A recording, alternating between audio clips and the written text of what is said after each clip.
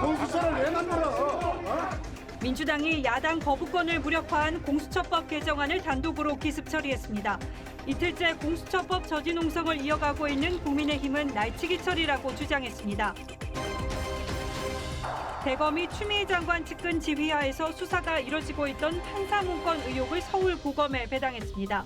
대검은 추 장관 측근인 대검 감찰부장이 적법 절차를 위반한 사실이 확인됐다고 설명했고 법무부는 유감을 드러냈습니다. 국민 85%가 접종할 수 있는 코로나 백신을 정부가 확보했습니다. 이르면 내년 상반기 취약계층부터 접종 가능한데 영국은 오늘부터 백신 일반인 접종을 시작했습니다. 감염 경로를 알 수 없는 확진자가 4명 중 1명에 달하는 것으로 집계됐습니다. 경기 지역은 확진자 400여 명이 병상 부족으로 집에서 대기 중입니다. 라임전주 김봉현 전 회장에게 술 접대를 받았다는 의혹을 받아온 현직 검사가 재판에 넘겨졌습니다. 또 검찰의 짜맞추기 수사 의혹은 증거가 없다고 해 수사 지휘권을 박탈한 추미애 장관 주장을 무색하게 했습니다.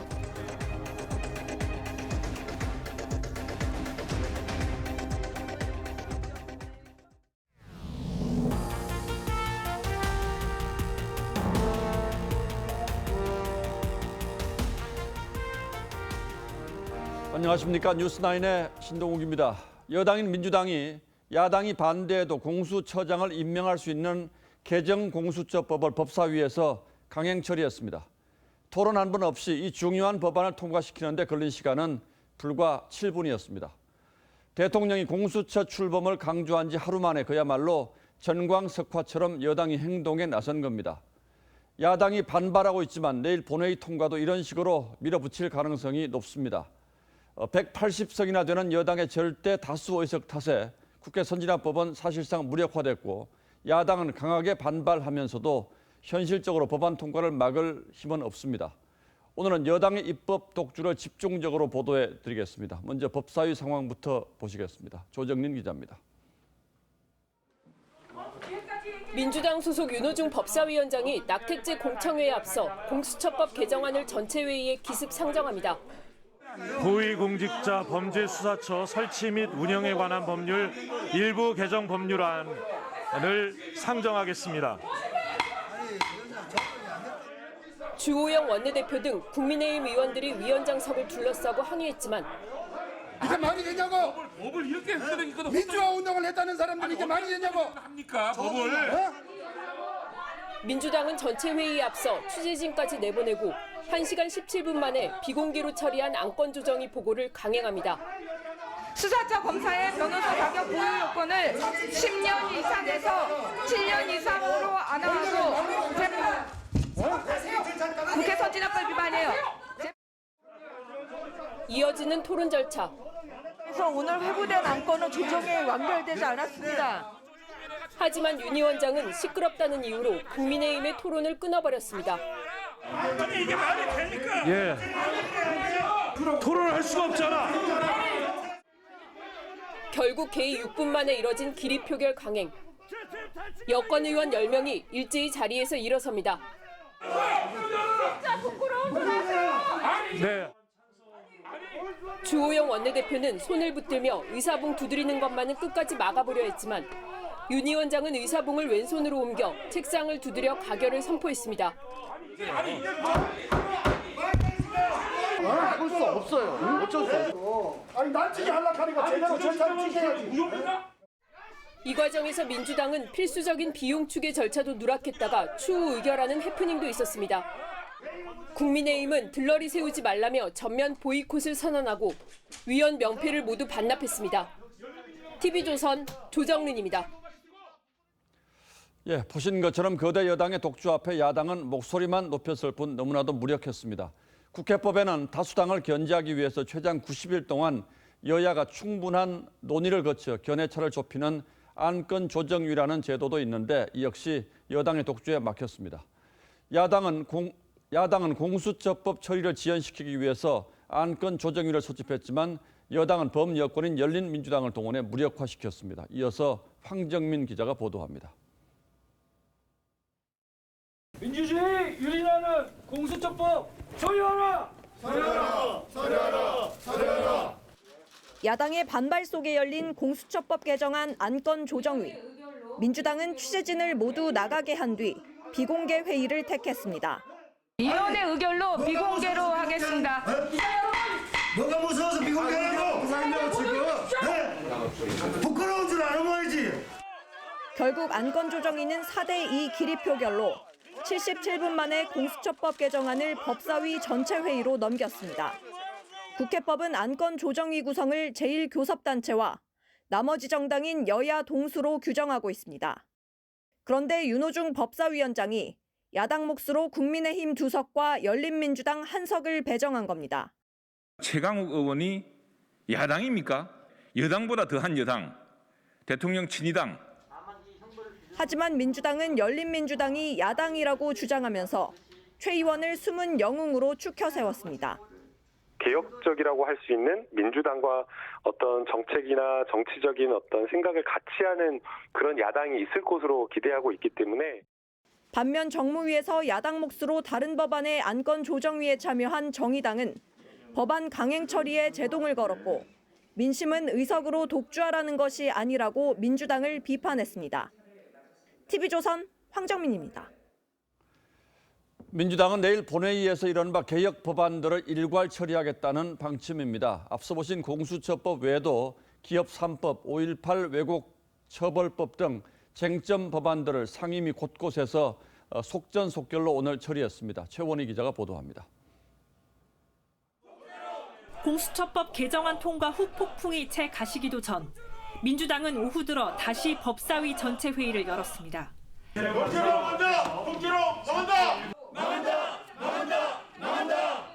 야당의 집단 반발에 윤호중 법사위원장은 회의 진행을 방해하지 말라며 호통쳤습니다. 평생 독재의 꿀을 빨다가 이제 와서 상대 정당을 독재로 몰아가는 이런 행태야말로 정말 독선적인 행태입니다. 법원 행정처장을 상대로는 재판 개입으로 비춰질 수 있는 발언까지 해 논란이 됐습니다. 이런 행동이 더 이상 반복되지 않게 하려면 패스트트랙 사건 엄정하게 법원에서 판결을 해주셔야 된다고. 결국 여당 단독으로 진행된 법사위에선 기업 3법 중 상법 개정안과 5.18 왜곡 처벌법, 대북전단 금지법, 대공수사권을 이관하는 국정원법과 경찰청법 등이 줄줄이 통과됐습니다. 재계의 반발을 고려해 상법 개정안은 3%를 적용을 일부 완화했습니다.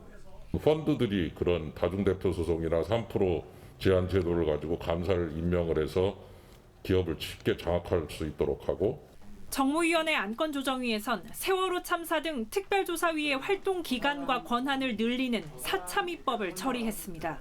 압수수색 영장 청구를 의뢰할 수 있는 권한을 주는 것이 합리적이라 생각해서 여야가 5.18 왜곡 처벌법의 처벌 수위를 징역 5년 이하로 합의했지만 법사위 소위에서 7년으로 통과시키는 바람에 의결 직전 수정하는 일도 벌어졌습니다.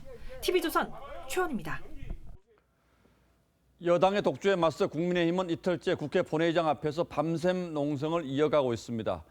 최대한 법적, 정치적 노력은 다한다는 방침이지만 의석수의 한계로 여당의 강행 처리를 속수무책으로 지켜봐야 하는 상황입니다. 국회 농성장으로 가보겠습니다. 자, 홍현주 기자. 네, 국회입니다. 예, 지금 국민의힘이 농성을 하는 곳이 국회 본회의장 바로 앞인 거죠? 네, 맞습니다. 여기 보시는 것처럼 본회의장 앞 로텐더홀에 매트와 모프가 깔려 있고 국민의힘 의원들이 공수처법 개정 등 여당의 입법 독주를 비판하는 팻말을 든 채 앉아 있습니다. 철야 농성은 어젯밤 9시부터 시작됐습니다. 상임위별로 조를 따서 4시간씩 교대로 이어가고 있습니다. 국민의힘은 오늘 하루 3차례 의원총회를 열고 대응책 마련에 부심했습니다. 김종인 비대위원장은 긴급 기자회견을 자처해 소위 촛불 정권이라는 문재인 정부가 과연 이전 정부와 무엇이 다른지 묻지 않을 수 없다고 비판했습니다. 청와대, 입법, 사법 등 전 헌법기관에 거쳐서 일상적으로 국정농단이 자행되고 있다는 비판의 목소리를 듣지 않을 수 없습니다. 자, 그래도 여당이 내일 결국 본회의 처리에 나설 텐데 그럼 야당은 어떻게 하겠다는 겁니까? 네, 국민의힘은 일단 내일 본회의에서 무제한 토론, 필리버스터를 신청하기로 했습니다. 다만 필리버스터는 국회법상 회기가 끝나는 경우 종결됩니다. 그러니까 내일 본회의 시작 시간인 오후 2시부터 자정까지 10시간밖에 법안 처리를 막을 수가 없는 겁니다. 주호영 원내대표는 조금 전 성명을 내고 수적 열세로 폭주기관차 같은 거대 여당의 국정 운영에 브레이크를 걸 수가 없다면서도 다수의 횡포는 반드시 국민의 심판을 받는다는 정치사의 교훈을 믿고 힘을 내겠다고 했습니다. 지금까지 국회에서 TV조선 홍현주입니다. 예, 결국 지난 4월 총선이 끝나고 나서 예상했던 일들이 지금 눈앞에서 벌어지고 있습니다. 여당이 공언했던 대로 연내 공수처 출범도 가시권에 들어왔습니다. 얼어붙고 있는 전국 전망, 정치부 김정우 기자에게 물어보겠습니다. 자, 김 기자 어서 오십시오. 공수처법이 이제 오늘 법사위 통과했으니까 이러면 내일 본회의도 이제 통과를 시도할 것 같은데 원래 있었던 공수처법이 있지 않습니까? 이것과 이번 개정안에 뭐가 달라진 겁니까? 원래는 그 공수처장 후보를 추천을 할 때 그 추천위원 7명 중에서 6명 이상 찬성해야 합니다. 그런데 이제 그 야당 추천위원 2명이 반대를 하면 추천 자체가 불가능했는데 개정안에서는 이 6명이라는 숫자를 제적위원 3분의 2로 바꿨습니다. 그래서 7명 중에 5명만 찬성해도 되기 때문에 야당 비토권이 이렇게 무력화가 되는 겁니다. 또 공수처 검사 요건을 변호사 자격 10년 보유에서 7년으로 완화하고 재판수사 실무 경력 5년 이상 조항을 아예 뺐는데요. 야당에선 뭐 민변 출신 변호사들을 투입하기 위한 거라고 이렇게 의심을 하고 있습니다. 그러니까 야당 추천위원 2명이 다 반대해도 공수처장 여당이 마음대로 할 수 있다 이런 거죠? 맞습니다. 그러면 이제 그 이미 지난번 추천위 회의에서 그 다수의 표를 이제 받은 사람들이 있는데 5표 받은 분이 2분 있었다는 거죠? 예, 그 사람들이 바로 이제 대한변협이 추천한 김진욱 헌재 선임 연구관하고요. 추미애 장관이 추천한 전현정 변호사가 각각 5표씩 받았습니다. 그래서 추천위원들이 입장을 바꾸지 않는다면 그 2명 가운데 대통령이 1명을 고르는 절차를 밟을 가능성이 있습니다. 근데 다만 비토권이 무력화했기 때문에 여당이 야당을 의식하지 않고 더 성향이 강한 후보를 추천할 가능성도 열려있기는 합니다. 야, 그러니까 회의를 열어서 이 2분 중에 한 분을 대통령에게 추천할 수도 있고 회의 열어서 다른 후보를 또 새로 낼 수도 있습니까? 그거는 이제 좀 더 절차를 밟아가야 될 것 같습니다. 예, 그렇다면 어쨌든 연내에 공수처 출범은 가능한 겁니까, 그럼? 그러면 이제 공수처장도 일단 그 다른 장관들처럼 인사청문 절차를 거쳐야 합니다. 그래서 대통령이 청문 요청서를 국회에 보내면 최장 20일 동안 청문 절차를 마쳐야 되는데 여당이 이 절차를 좀 빠르게 진행하면 연내 출범이 뭐 불가능한 거는 지금 아닙니다.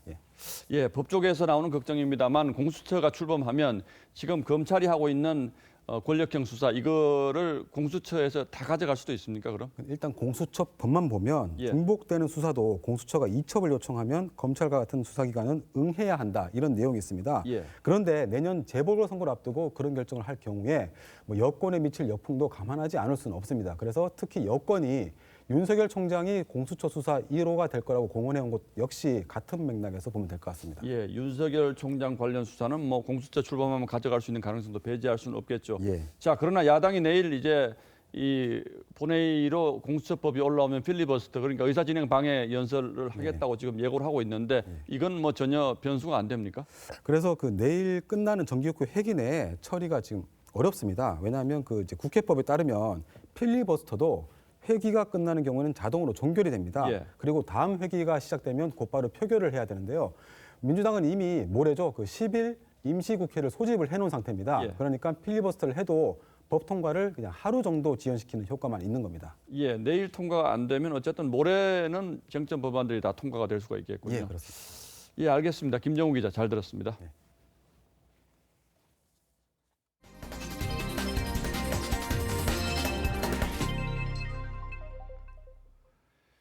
정부가 코로나19 백신 4,400만 명분을 확보했다고 밝혔습니다. 하지만 3차 대유행이 진행 중인 이번 겨울은 백신 없이 버텨야 할 상황입니다. 빨라야 내년 2월부터라고 하니까 보통 사람들에게까지 백신 접종 순서가 오는 건 내년 중반 이후가 될 걸로 보입니다. 이 역시 전제 조건이 있습니다. 정부가 확보했다는 백신은 어떤 것들인지 먼저 정은혜 기자가 설명하겠습니다. 정부는 아스트라제네카와 화이자, 얀센, 모더나 등 4개 제약사와 3,400만 명분을 선구매했다고 공개했습니다. 코백스 퍼실리티를 통한 1,000만 명분을 합하면 전체 확보 물량은 4,400만 명분입니다.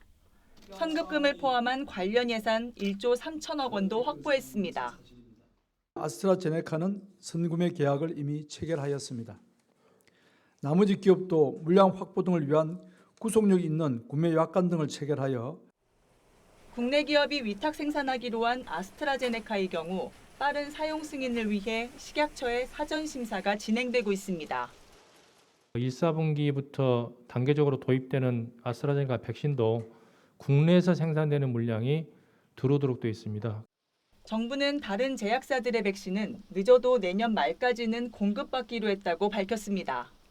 또 우리나라는 미국, 유럽 등에 비해 확진자 수가 적어 백신 개발 성공 여부가 불투명한 상황에서 인구보다 많은 양을 서둘러 선구매할 필요가 없었다고 설명했습니다. 하지만 아직 어느 백신이 어떤 특성을 갖고 있는지 불확실하기 때문에 임상 3상에 들어가 있는 다른 백신 도입도 검토한다는 방침입니다. TV조선 정은혜입니다. 정부는 일단 백신 물량을 조기에 확보하되 접종은 최대한 신중하게 하겠다는 입장입니다. 백신 제조사들이 사고가 나도 책임을 지지 않는 부작용 면책 특권을 요구하고 있는 게 지금으로선 가장 부담스러운 대목입니다. 그래서 해외 접종 결과를 먼저 지켜보고 국내 접종 시기를 결정하겠다는 것이 정부의 방침입니다. 보도에 유지현 기자입니다.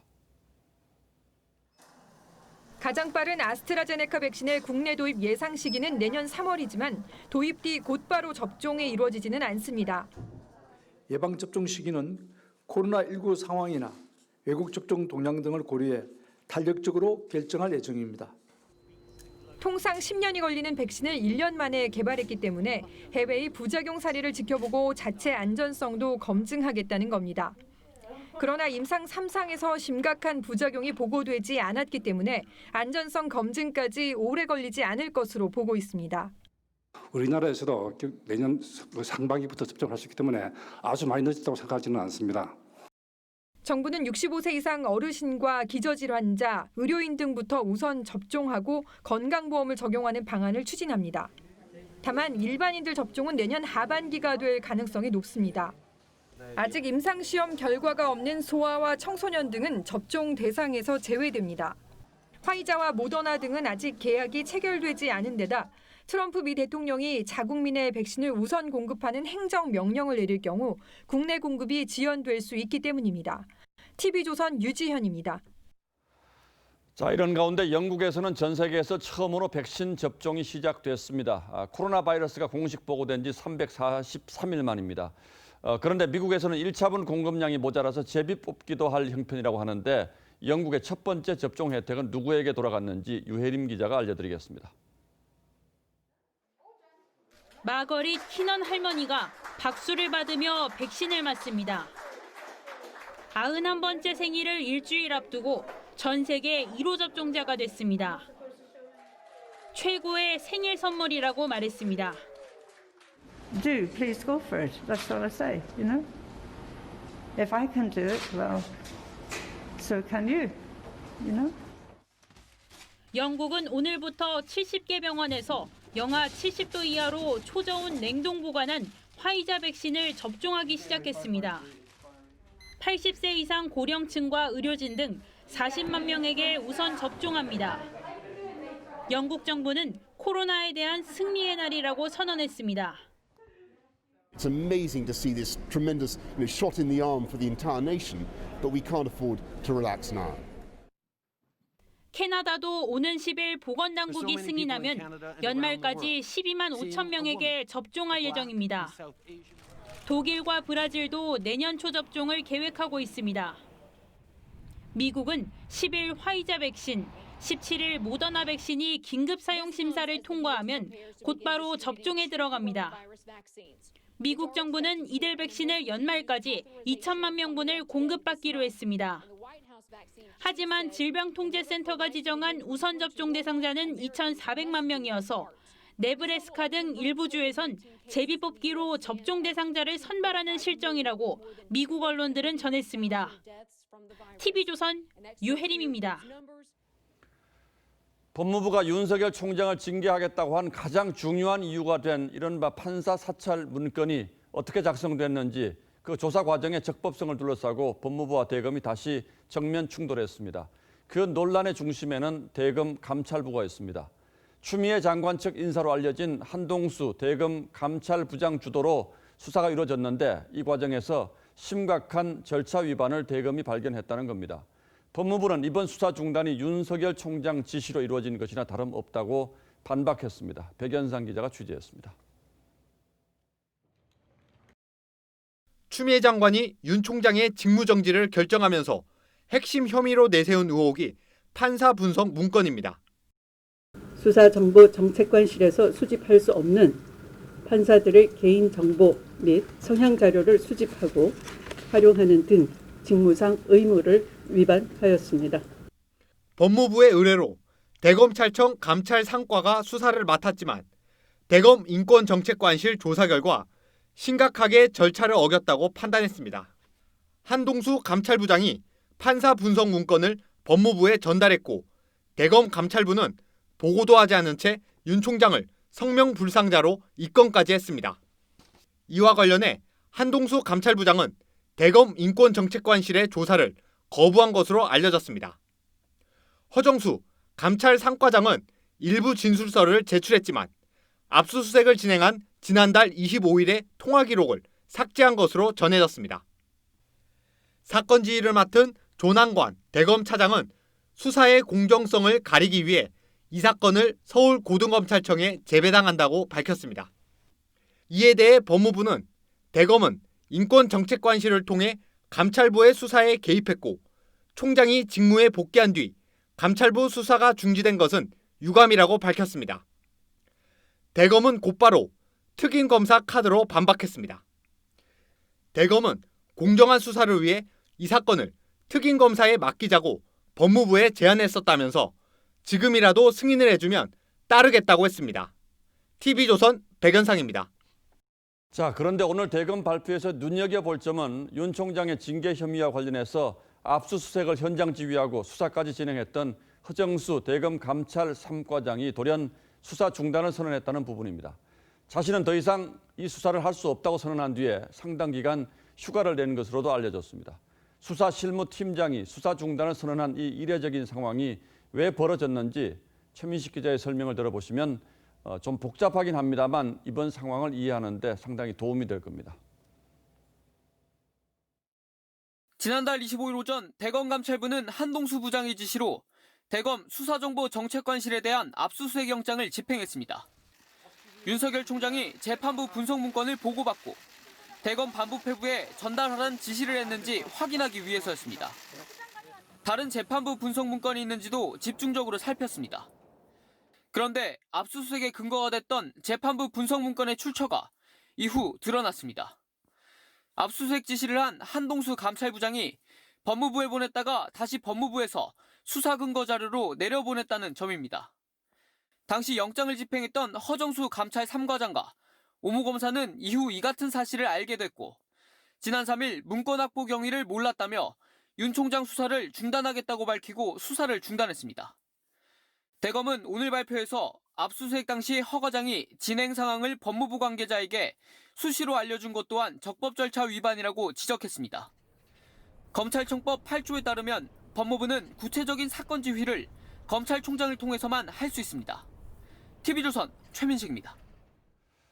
이번에는 이른바 추윤 갈등의 또 다른 축인 라임 사태로 돌아가 보겠습니다. 검찰이 라임 사태의 핵심 인물인 김봉현 전 스타모빌리티 회장으로부터 술 접대를 받은 검사 3명 가운데 1명을 기소했습니다. 그런데 다른 혐의는 아니고 김영란법 위반, 즉 청탁금지법 위반 혐의로 기소를 했습니다.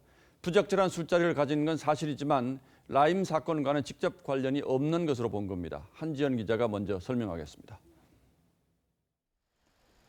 김봉현 전 스타모빌리티 회장은 지난 10월 옥중 입장문 형식으로 현직 검사 3명을 술 접대했다고 주장했습니다.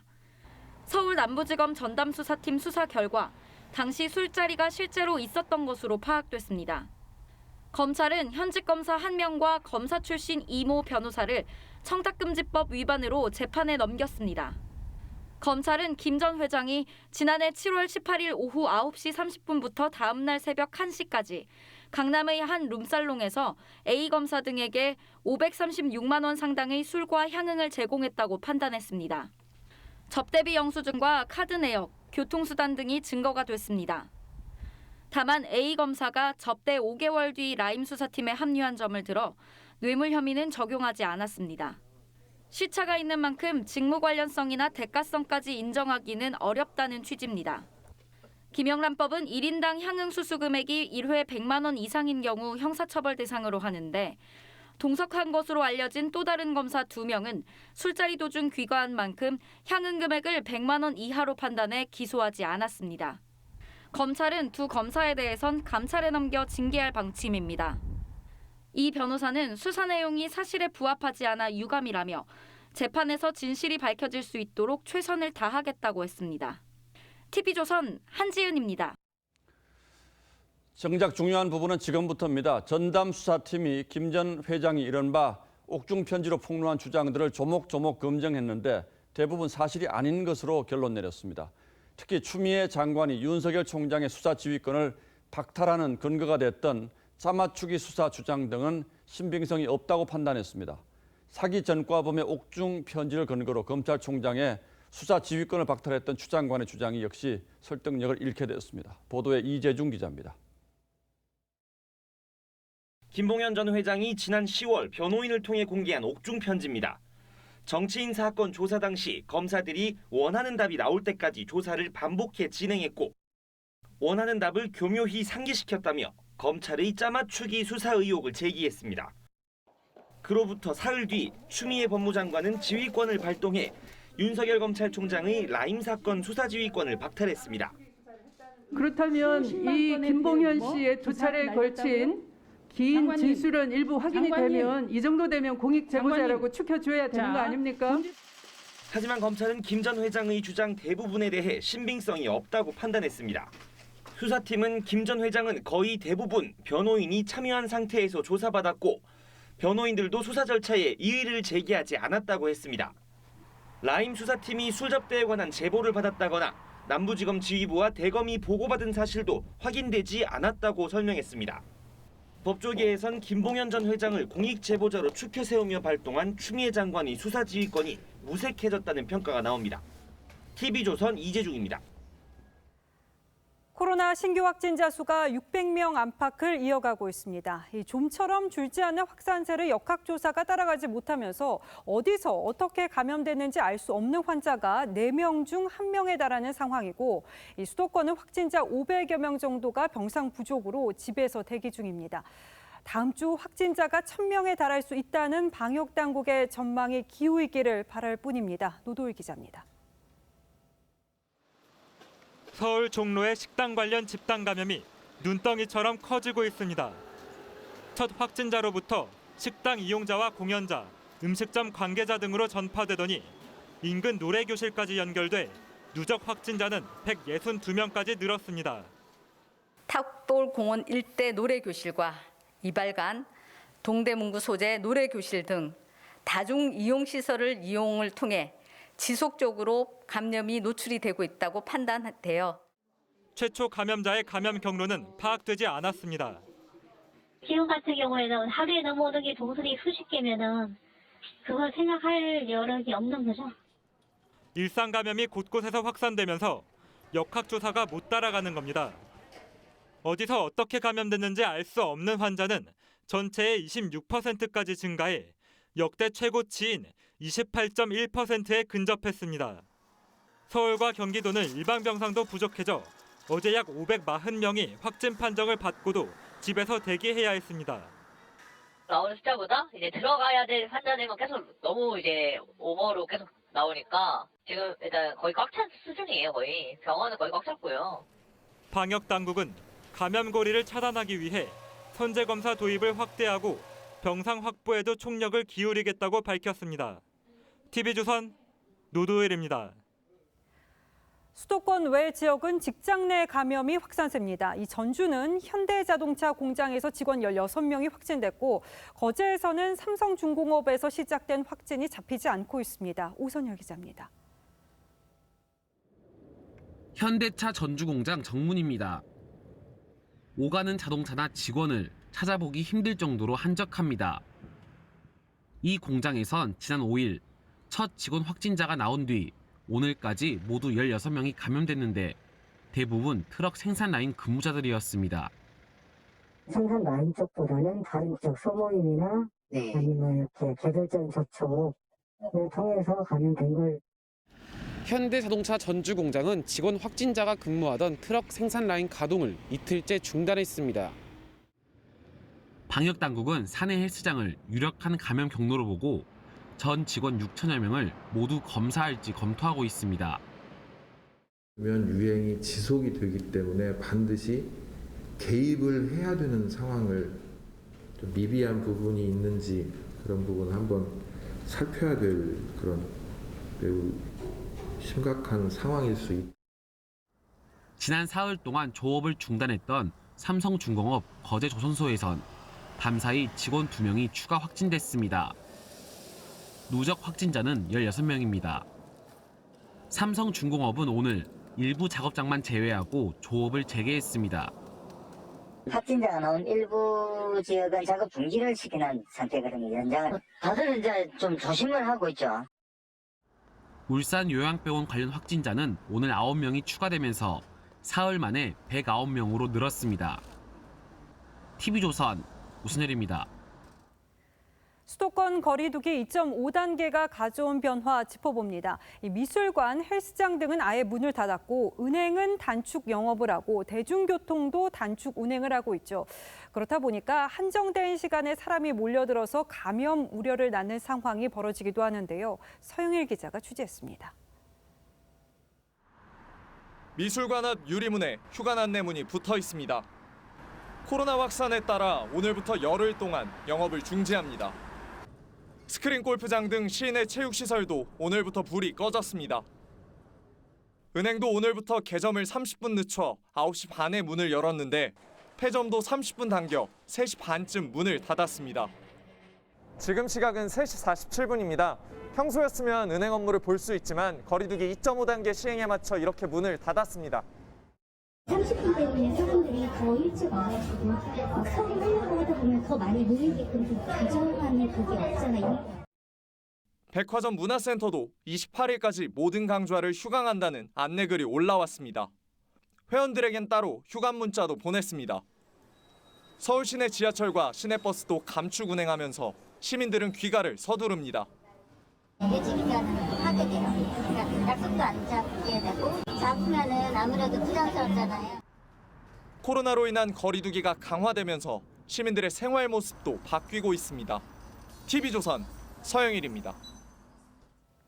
방문 판매 업체에서 시작된 코로나 집단 감염 몇 번 전해드렸는데요. 그런데 방문 판매 업자가 감염에 취약한 어르신을 모아놓고 정체불명의 약을 판매하다가 적발됐습니다. 과연 마스크는 쓰고 있었을까요? 지선우 기자가 취재했습니다. 다리가 불편한 어르신이 계단을 오릅니다. 불면증과 우울증 등의 효과가 좋다는 약품 설명을 듣기 위해 한 업체를 방문한 건데 한 방에는 이미 여러 어르신들이 앉아 있습니다. 우울증이 있거나 불면증이 있어서 잠을 못 주무시는 분들이 잠을 잘 주무시게. 비말이 튈 수 있지만 설명하는 업체 관계자도 듣는 일부 어르신도 마스크를 쓰지 않았습니다. 더욱이 이들이 열을 올리며 판매한 제품은 단순 식품 첨가물로 가짜입니다. 식품 첨가물을 방문 판매업체 회원 등에게 제품 표시와 설명서에 물에 타서 먹거나 원액을 직접 섭취하도록 광고하여 한 병당 가격은 11만 6천 원. 지난 5월부터 10월까지 5개월간 6억 원어치 8천 병을 팔았습니다. 효과가 있는 것처럼 속이기 위해 진통제나 스테로이드 성분이 든 알약을 먹이기도 했습니다. 식품의약품안전처는 방문 판매업자 A씨 등 5명을 식품위생법 등의 위반 혐의로 검찰에 송치했습니다. TV조선 지선호입니다. 지난달 26일 전북 정읍 오리농장에서 시작된 고병원성 AI가 경북과 전남, 경기에서 확진된 데 이어서 오늘 충북 음성 메추리 농장까지 확진 판정을 받으면서 전국 확산 우려를 낳고 있습니다. 이 소식은 김다로 기자가 전하겠습니다. 방역 당국이 농장 주위를 소독합니다. 이 농장에서 키우던 메추리 3천여 마리가 최근 폐사했는데 검사 결과 오늘 고병원성 AI로 확인됐습니다. 이 농장 메추리 73만 마리를 포함해 반경 3km 안에 가금류 100만 마리가 살처분됩니다. 참 저 자식같이 키운 것을 갖다가 살처분한다면 마음이 아픈 거지. 반경 3km 그걸 옛날 방식대로 한다는 것도 좀 잘못된 것 같아요. 오늘도 전남 나주 오리 농장과 경기 여주 메추리 농장에서 AI 의심 신고가 접수됐습니다. 나주 농장은 3번째 확진 농장과 같은 계열사고 여주 농장은 4번째 확진 농장의 반경 10km 안에 있습니다. 방역 당국은 철새 분변이 농장으로 유입돼 AI 바이러스가 전파됐을 가능성이 높은 것으로 보고 있습니다. 바이러스가 사람과 차량에 묻은 채 방역망을 뚫고 전파된 것으로 보입니다. 출입자 소독, 방역복 착용 등 기본적인 농장 차단 방역 수칙이 지켜지지 않은 것으로 나타났습니다. 경기 오산과 충남 논산 등 전국 4곳에서는 오늘 야생조류에서 고병원성 AI 항원이 추가 검출됐습니다. TV조선 김다로입니다. 한 국공립 어린이집 교사가 3살 난 아이에게 7차례에 걸쳐서 강제로 물을 마시게 하는 CCTV 영상이 뒤늦게 공개돼서 공분을 사고 있습니다. 이 피해 아동 부모는 경찰 수사에도 이 학대 정황은 드러나지 않았었다면서 경찰의 부실 수사를 주장했는데요. 하동원 기자가 피해 아동 부모와 경찰 양측의 얘기를 들어봤습니다. 어린이집 교사가 3살 난 아이에게 물을 먹입니다. 13분 동안 물을 7잔을 계속 먹이자 아이는 결국 토하고 맙니다. 강제로 물을 먹이는 일은 반복됐습니다. 간식조차도 우리 아이에게만 제공하지 않고 그냥 물을 많이 먹여가지고 배를 채우게 만들면 지난해 11월 아동학대 혐의로 어린이집 원장과 교사를 고소한 피해 아동 부모는 이 영상을 1년 만에 처음 봤습니다. 1심 선고를 앞두고 법원에 요청해 CCTV를 열람하다 뒤늦게 알게 된 겁니다. 피해 아동 부모는 부실 수사 의혹을 제기합니다. 왜 이런 부분에 대해서 그 당시에 조사가 똑바로 이루어지지 않았는지. 수사를 맡았던 경찰은 개인정보 보호를 이유로 CCTV를 공개하지 않았고 영상 속 행위가 학대로 보기에 애매했다고 해명했습니다. 물을 따라주면 피해 아동이 이제 스스로 일단은 그런 마시는 과정이었고요. 네네. 그래서 일단 전체적인 그런 과정을 봤을 때는 피해 아동 부모 측은 오늘 부실 수사 의혹을 제기하는 탄원서를 법원에 제출했고 내일로 예정됐던 1심 선고 공판은 연기됐습니다. 경찰은 피해 부모 측에 사과의 뜻을 전하고 수사팀을 교체해 재조사에 들어갔습니다. TV조선 하동훈입니다. 허위 사실을 유포해 문재인 대통령의 명예를 훼손한 혐의로 경찰 수사를 받던 강용석 변호사가 경찰에 체포돼 8시간 동안 조사를 받고 풀려났습니다. 강 변호사 측은 부당한 체포라면서 반발했는데 경찰은 출석 요구 불응에 따른 것이라는 입장입니다. 권형석 기자입니다. 경찰 조사를 마친 강용석 변호사가 서울지방경찰청사를 빠져나옵니다. 인정하기도 힘든 혐의를 가지고 체포영장을 발부해서 국회의원의 변호사 출신인 저를 이렇게 아침부터 잡아서 저녁까지. 경찰은 오늘 오전 11시쯤 서울 서초동 자택에서 강 변호사를 체포해 조사했습니다. 강 변호사는 지난 3월 온라인 방송을 통해 문재인 대통령이 악수하는 사진 속 상대가 이만희 신천지 예수교 총회장이라고 해 허위 사실을 유포한 혐의가 불거졌습니다. 강 변호사 측은 해당 발언 일주일 만에 잘못을 인정하고 사실관계를 바로잡았다고 주장했지만 혹시 저 사람이 이만희 아니었냐 좀 그런 얘기를 좀 했었던 것 같습니다. 담긴 되게 그 부분은 저희가 좀 잘못된 부분은 저희가 또 명확하게 잘못됐다, 죄송하다. 더불어민주당이 명예훼손 혐의로 고발장을 제출하면서 수사가 시작됐습니다. 강 변호사 측은 정정방송을 했기 때문에 죄가 안 된다고 주장한 것으로 알려졌습니다. 경찰은 4차례 소환 요구에도 강 변호사가 불응해 체포영장을 발부받았다며 부당한 체포였다는 강 변호사 측 주장을 일축했습니다. TV조선 권영석입니다. 예, 지금부터는 정치권으로 가보겠습니다. 내년 서울 부산시장 보궐선거가 120일 앞으로 다가오면서 선거 전에 막이 올랐습니다. 오늘부터는 예비 후보 등록도 시작됐습니다. 여야 모두 안개 속이긴 합니다만 특징적인 건 여당의 유력 주자가 아직은 보이지 않는다는 점이죠. 여당 시장 문제로 보궐선거가 치러지는 데다 최근 대통령 지지율 하락세가 심상치 않다는 점이 민주당의 고민입니다. 최지원 기자가 민주당 상황부터 먼저 살펴봐 드리겠습니다. 내년 4월 7일 재보궐선거 예비후보 등록 신청이 오늘 시작됐습니다. 현재 선거가 확정된 지역은 서울과 부산 외에 울산 남구청장과 경남 의령군수 등 전국에 모두 15곳입니다. 내년 3월 18일부터 시작되는 공식 후보 등록에 맞춰서 내년 1월쯤 각 당별로 경선 절차에 돌입하게 됩니다. 민주당은 일단 우상호, 박주민 의원이 사실상 서울시장 출마 의사를 밝혔고 여기에 박영선 중소벤처기업부 장관까지 이렇게 3파전으로 진행될 가능성이 높습니다. 정무직 공무원인 박 장관은 선거 30일 전인 내년 3월 8일까지 사퇴를 해야 하는 만큼 여전히 출마 여부를 검토 중인 것으로 알려지고 있습니다.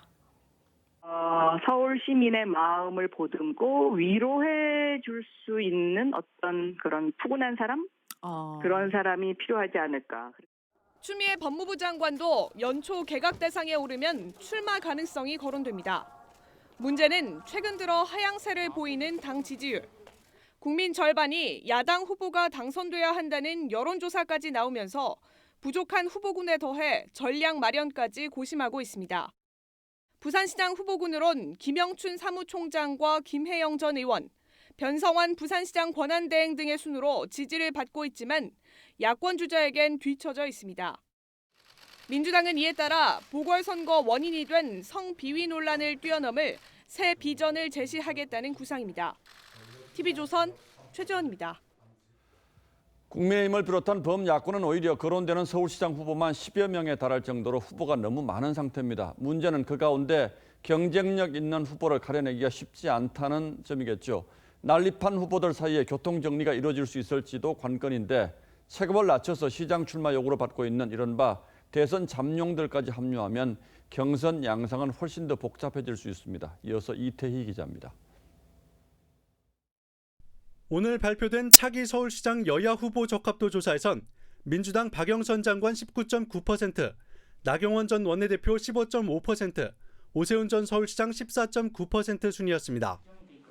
여성 후보가 약진하고 있지만 실제 후보군이 추려지지 않았다는 점에서 큰 의미를 부여하긴 어렵습니다.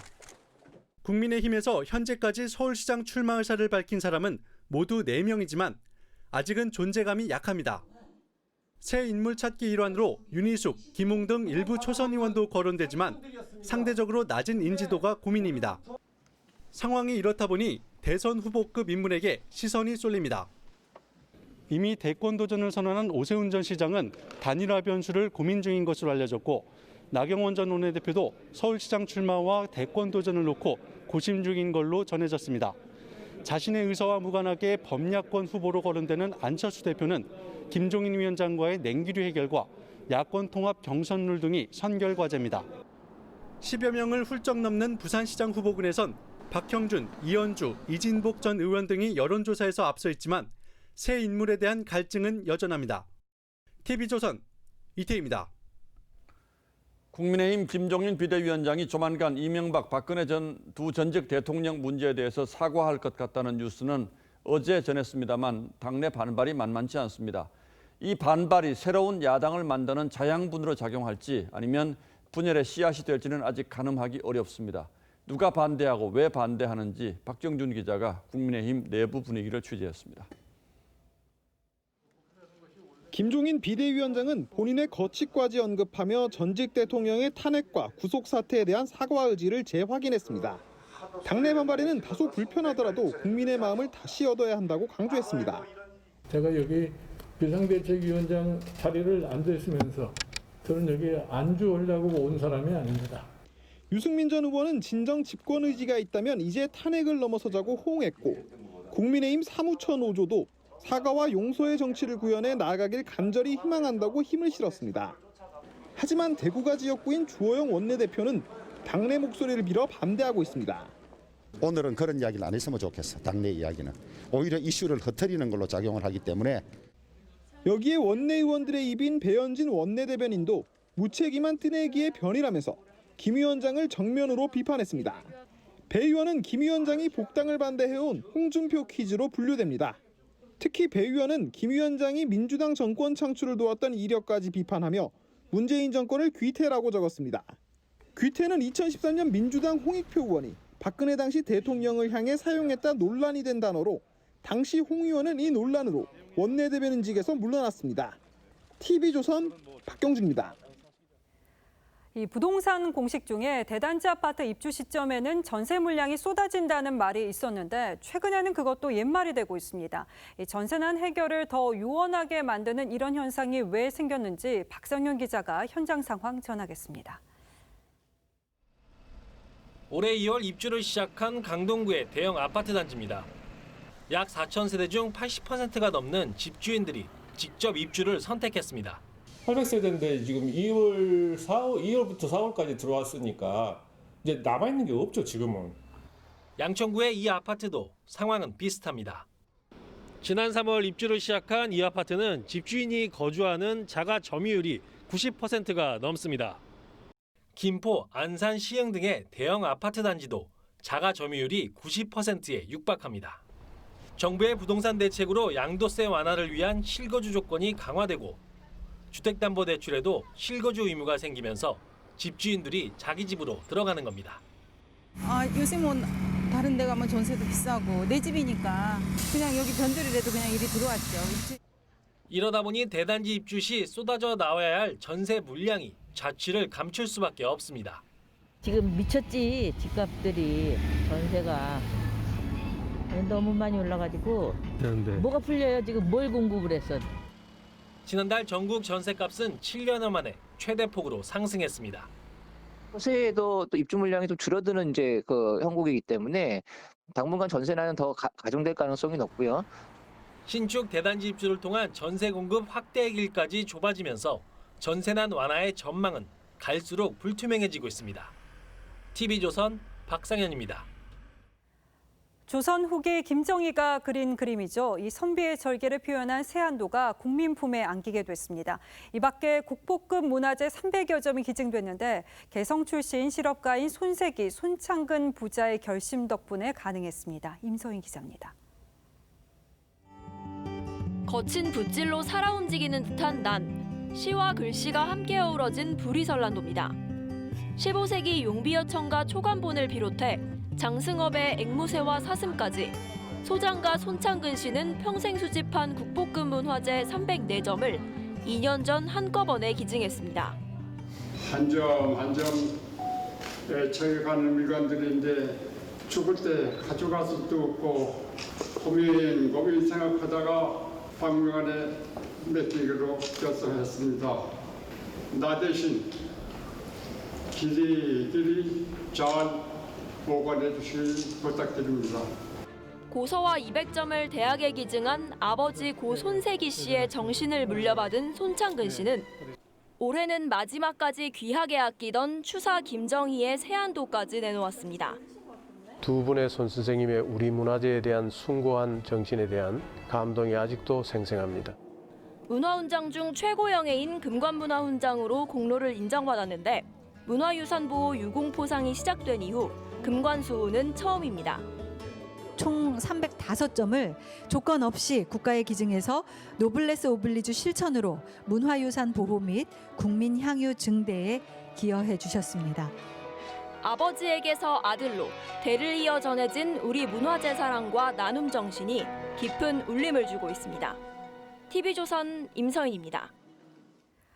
올 시즌 프로야구는 NC의 창단 첫 우승으로 마무리됐는데요. 팀의 에이스로 거듭난 구창모의 활약을 빼놓을 수 없습니다. 박상준 기자가 만났습니다.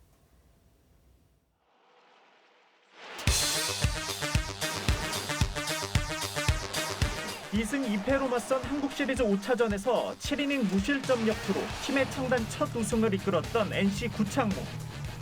신인왕을 차지한 KT 소영준의 플레이오프 호투를 보며 신선한 자극을 받았다고 말했습니다. 크게 될 애구나. 진짜 잘 던진다. 저도 감탄하면서 봤던 것 같아요. 저한테 좀 동기부여도 많이 되고. 구창모는 왼팔 부상이 길어지면서 후반기 3개월을 쉬었지만 전반기에만 9승 무패, 평균 자책점 1.55의 위력적인 공을 던져 류현진, 김광현, 양현종을 잇는 차세대 자완 에이스로 우뚝 섰습니다. 저한 개보 그거를 이룰 수 있도록 제가 꼭 욕심이 나고 그 뒤를 이을 수 있는 투수가 될 수 있도록. 태극마크를 달고 내년 도쿄올림픽에 서고 싶다는 각오도 밝혔습니다. 국가대표는 어렸을 때부터 꿈꿔왔던 거기 때문에 어떻게든 꼭 승선을 해가지고 김기영 감독님께 꼭 보답을 하고 싶은 마음이 진짜 제일 큽니다. 새 시즌 목표로 커브 장착과 부상 없는 시즌을 다짐한 구창모. 내년에는 코로나19가 종식돼 팬들과 함께 마운드에 서고 싶다는 작은 소망을 드러냈습니다. 관중 함성 소리가 너무 그리워요. 지금 팬분들이 야구장에 오셔가지고 같이 야구를 즐길 수 있는 그런 시즌이 되길 바라겠고. TV조선 박상준입니다.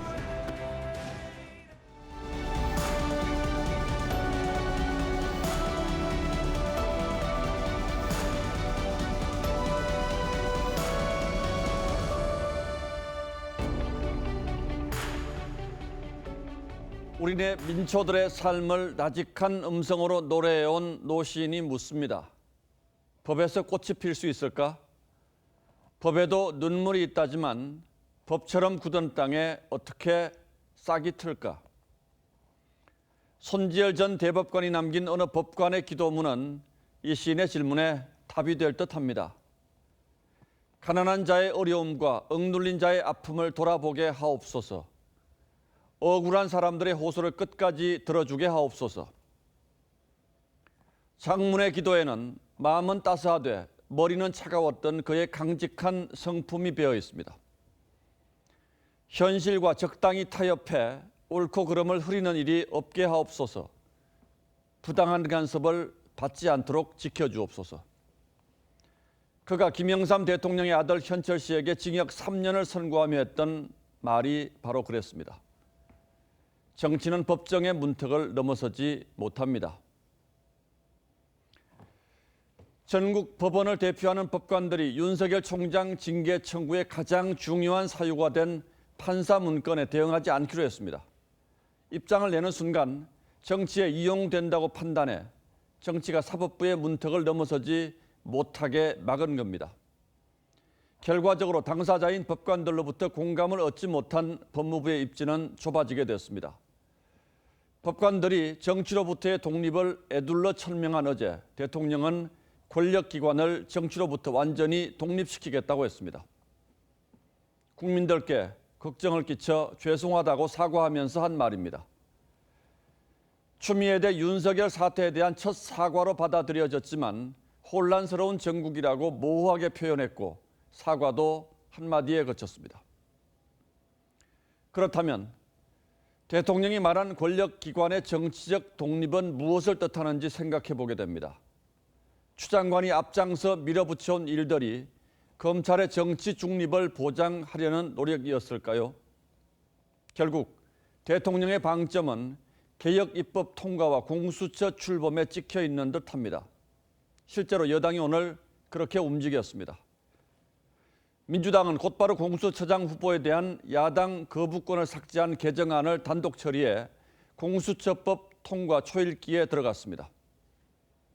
윤 총장 징계 역시 예정된 수순을 밟을 것으로 보입니다. 그러고 나면 남는 또 하나의 큰 물음표가 있습니다.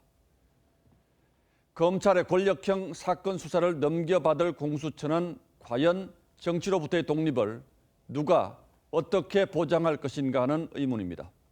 이번 한 주 우리 민주주의 역사는 또 어떤 굴곡진 궤적을 그릴지 참으로 걱정스러운 마음으로 지켜봅니다. 12월 8일 앵커의 시선은 대통령의 사과와 공수처법이었습니다.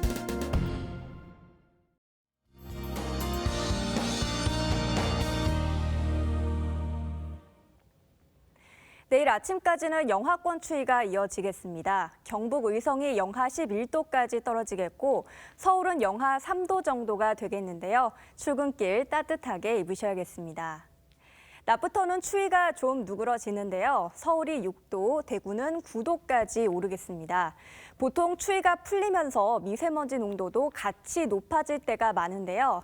다행히 이번에는 보통 수준을 유지하겠습니다. 요즘 실내 환기도 자주 하실 텐데요. 내일은 맘 놓고 하셔도 되겠습니다. 내일 밤부터 모레 아침 사이 중부 지역에서는 비나 눈이 조금 오겠습니다. 경기 동부와 강원 영서 지역에서는 눈이 쌓이는 곳도 있겠습니다. 당분간 기온이 오르락 내리락 하면서 날씨가 다소 변덕스러울 것으로 보입니다. 날씨였습니다. 12월 8일 뉴스9는 여기서 모두 마치겠습니다. 시청해주신 여러분 고맙습니다.